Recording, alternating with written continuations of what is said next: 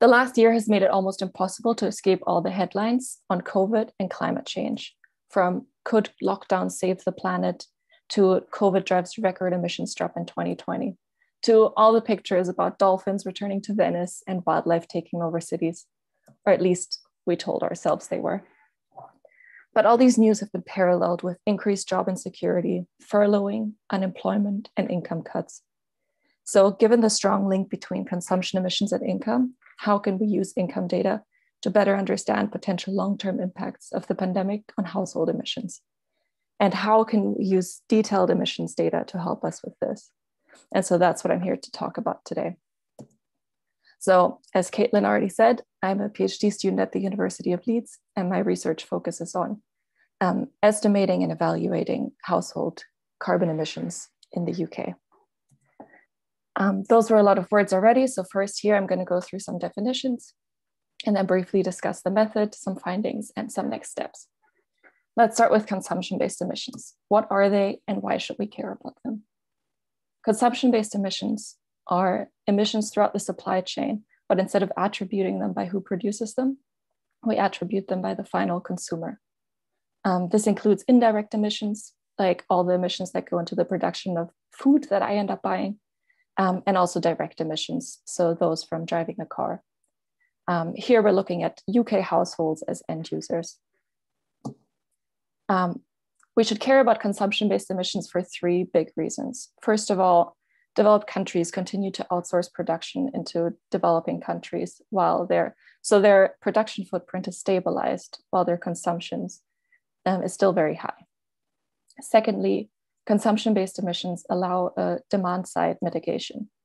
So for instance, if we know where private transport emissions are high, we might be able to increase access to public transport. And thirdly, carbon emissions are very unequally distributed, both internationally and within the UK. I think we read reports that the richest 10% are responsible for around 50% of the consumption-based footprint. And so we want to keep in mind how we can not only reduce emissions, but also redistribute them.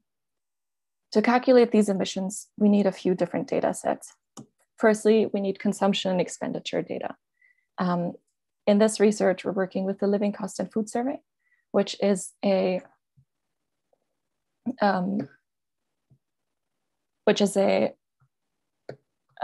annual expenditure household survey in the UK. As it goes to around 6,000 households.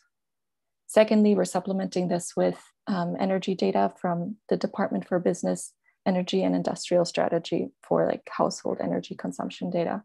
Because these are only available in England consistently for the years 2007 to 2017, which is what we're looking at.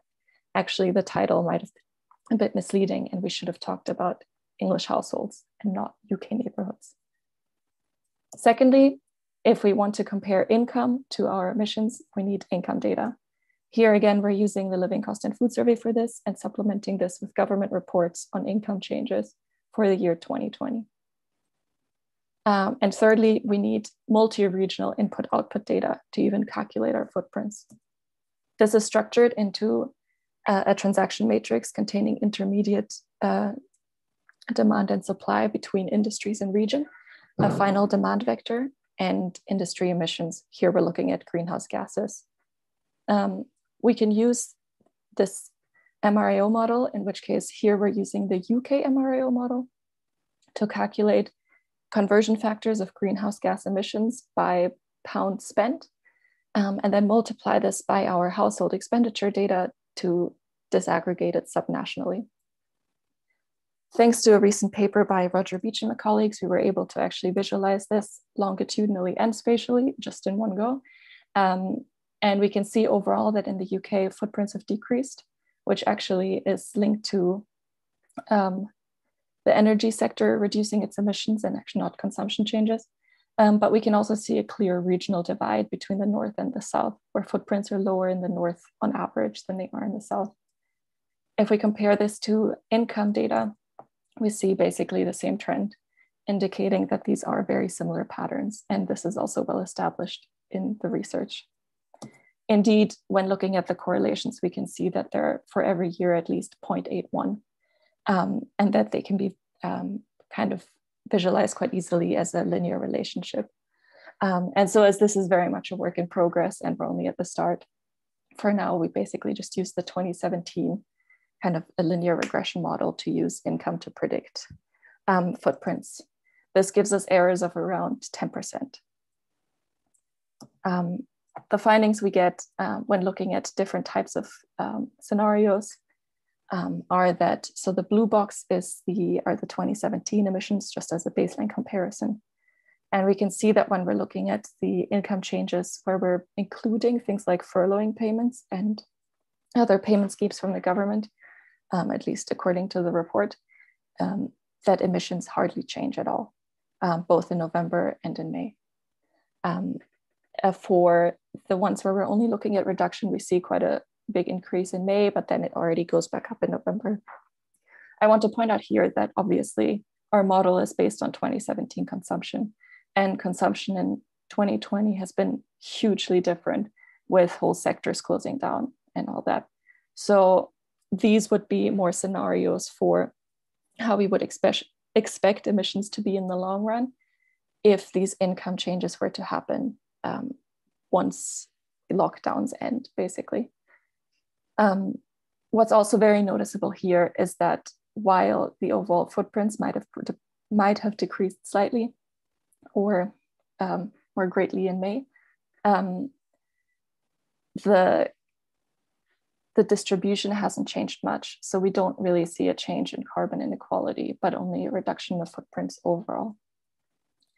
But these are only total emissions. And so the question is also, can we dig down a little deeper? And the answer is, we can.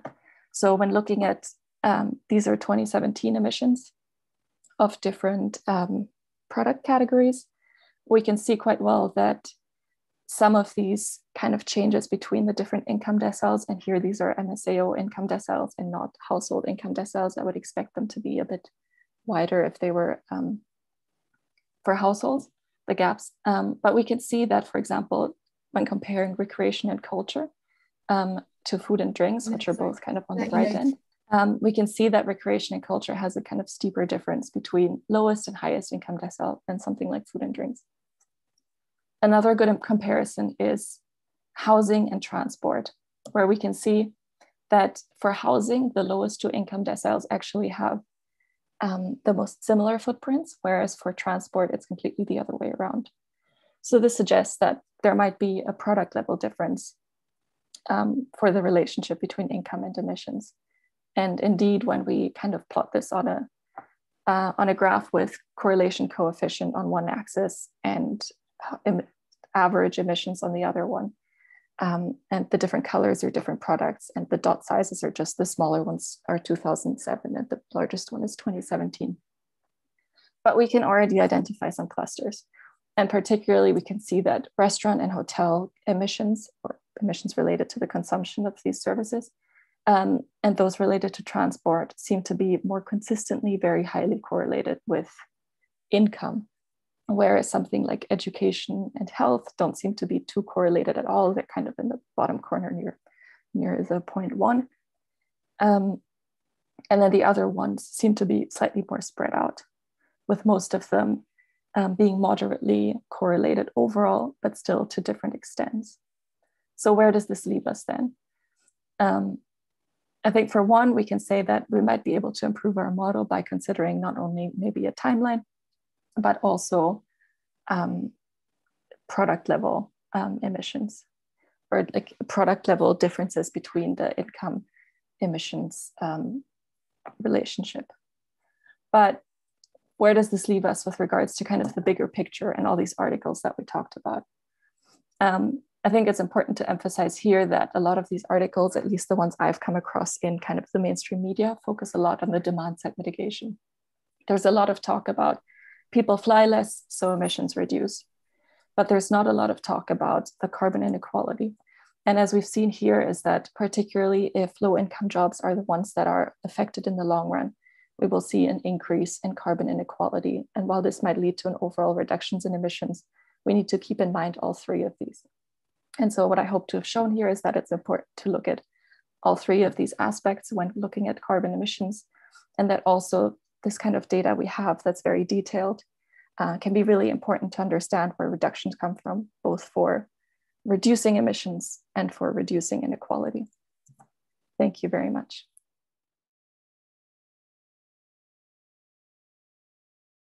We've got a couple of questions in the Q&A box. Do everyone put your questions in the question and answer function? There are some instructions in the chat. Alistair Ford asks, could the difference between the transport emissions for the lowest 2 deciles be down to the fact that the poorest households can't afford cars at all, and the next poorest can only afford cars with poor emissions ratings, for example, older vehicles? Yes, I think there's something to be said about kind of inequality and where emissions come from in general and deprivation. So I think part of that could be down to transport poverty.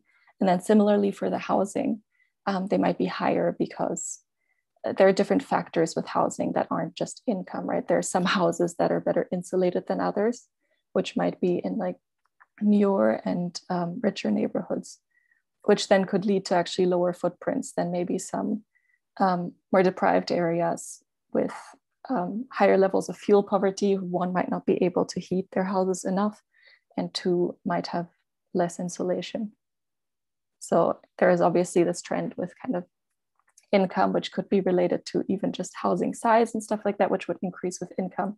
But there are also other factors at play, and same for transport. Thank you. Unless there are any other questions that pop in the box while we're speaking, but we've got enough time for another 1 or 2. But I was just wondering if you could expand a bit more on, you mentioned kind of the wider influence of your findings for kind of local transport infrastructure, or even kind of policy, behaviour change policy, resulting to kind of consumption behaviours and emission patterns. I'm just wondering if you could expand a little bit more on that, just sort of your ideas for future directions of this study.